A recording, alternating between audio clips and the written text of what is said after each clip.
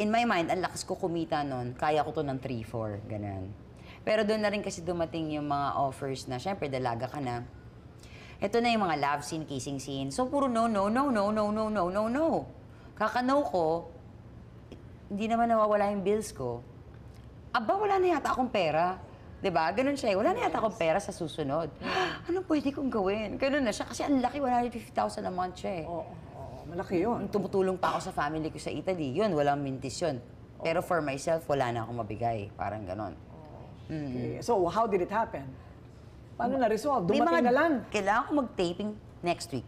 Hindi pwedeng next. Ganun pa ako. Hindi pwedeng next. Kasi pag next, mali yung pasok. Parang tatalbog yung cheque ko. So, dapat next week. Ikaw na bahala. Ganon. Tapos pag-isip ko the following day, Once Upon a Time presents, Cara, ang babaeng pinanganak na may 3 ulo. Ba't naman ganito yung role? Ba't naman ganito yung role?